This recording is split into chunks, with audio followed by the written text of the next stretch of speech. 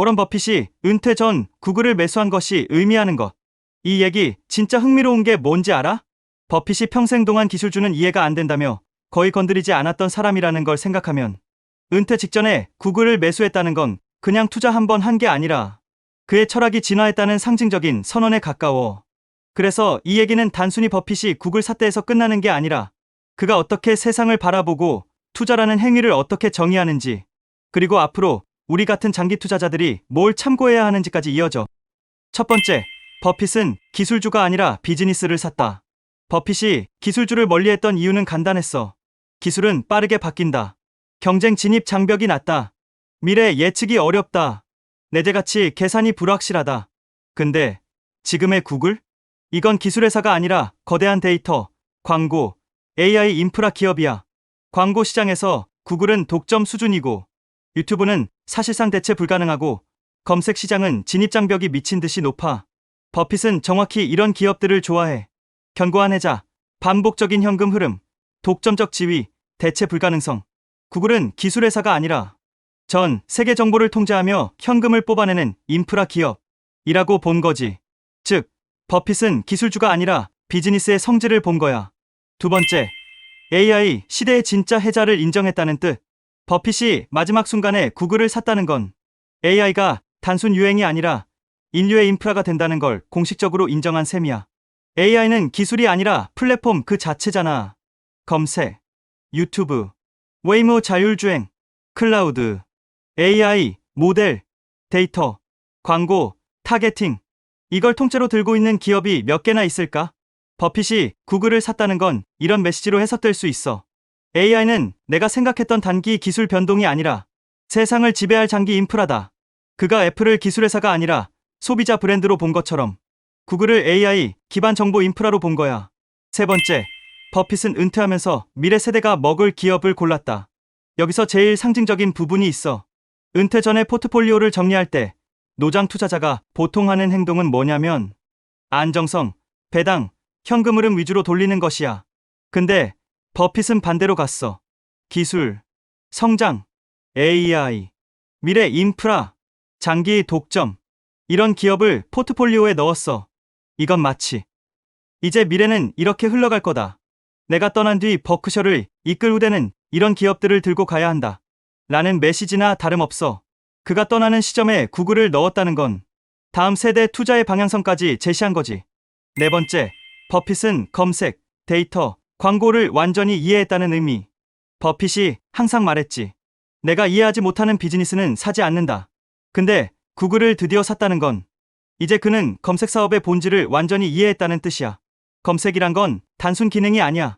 전 세계인의 행동 데이터를 실시간으로 수집, 이를 기반으로 광고 최적화, 그 광고가 다시 매출로 연결, 그 데이터로 AI 모델 강화, 강화된 모델이 다시 사용자 경험 개선, 사용자 경험이 개선되면 더 많은 사용자가 모임, 더 많은 광고 매출, 더 많은 데이터. 이 구조를 한번 이해하면 검색은 벗어나기 힘든 네트워크 효과의 덩어리라는 걸 깨닫게 돼. 버핏은 그걸 완전히 파악한 거고 그걸 받아들인 순간 구글은 전통적인 소비재 기업보다 훨씬 더 강력한 비즈니스였던 거지. 다섯 번째, 버크셔의 후계자들은 미래형 기업을 안고 가라라는 신호. 찰리가 세상을 떠나고 버핏의 은퇴가 눈앞에 다가오면서 버크셔에서 웨이는 엄청난 전환점을 맞고 있었어. 그런 시점에 구글을 매수했다. 이건 그냥 투자 결과가 아니라 버크셔의 철학 변화 선언에 가까워. 버크셔는 애플을 줄이고 구글을 키우고 있다. 그리고 그 변화는 AI, 데이터, 플랫폼 중심 인프라 기업으로 포트폴리오가 이동하는 데서 나온다. 버핏은 말 그대로 다음 세대의 워렌 버핏들은 이런 기업을 사야 한다고 남긴 셈이야. 여섯 번째, 가치 투자라는 개념의 확장. 버핏은 평생 동안 가치 투자의 기준을 이렇게 말했어.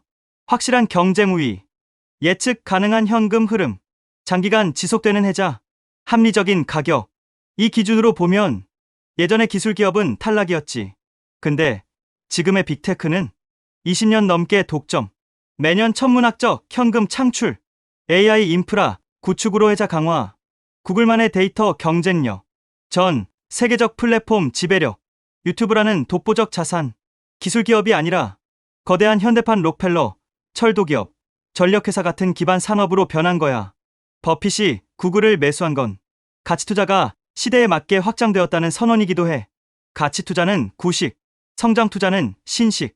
이런 이분법이 아니라 성장해도 기술적이어도 본질적 가치가 명확하고 해자가 있고 예측 가능하면 그건 가치 기업이다. 라는 새로운 정의를 남긴 셈이지. 일곱 번째, 버핏은 은퇴 직전까지도 배우고 변화한 사람이었다는 증거. 이게 제일 멋있는 부분. 너도 알잖아. 많은 사람은 나이가 들면 고집 생기고 새로운 것 거부하고 과거 방식에 집착하잖아. 근데 버핏은 90세가 넘어서도 새로운 산업을 이해하려고 공부하고 자기가 틀렸을 수도 있다는 걸 인정하고 기술 기업의 가치를 다시 평가했어. 그리고 은퇴 전에 직접 행동으로 옮겼지. 이건 정말 대단한 메시지야.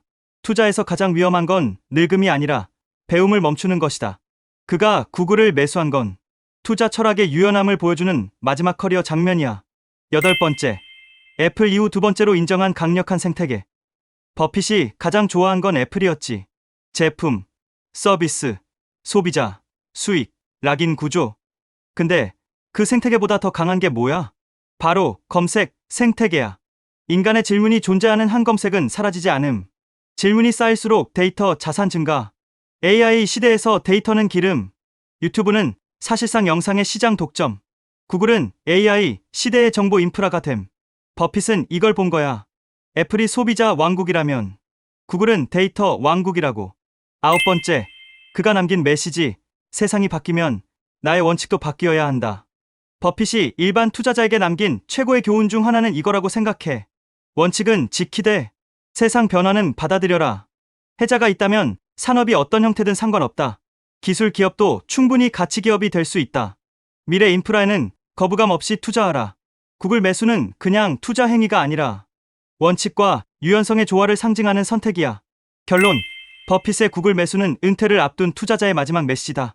정리해보면 이건 단순 종목 매수가 아니라 60년 가치 투자의 확장, AI, 시대의 인프라, 기업 인정, 구글의 해자, 현금 창출, 독점 구조 평가, 미래 세대에게 남기는 투자 방향, 기술주가 아닌 비즈니스 본질 평가.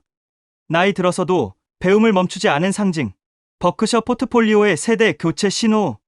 너한테 한 문장으로 말하자면 버핏은 구글을 샀다기보다 미래의 가치가 어디에 있는지를 마지막으로 알려준 것이다. 그게 은퇴 직전 그의 선택이 가진 진짜 의미야. 종목 추천이 아니니 모든 투자의 책임은 스스로에게 있다는 점 명심하고 투자의 방향을 체크해 나가기를 바랄게.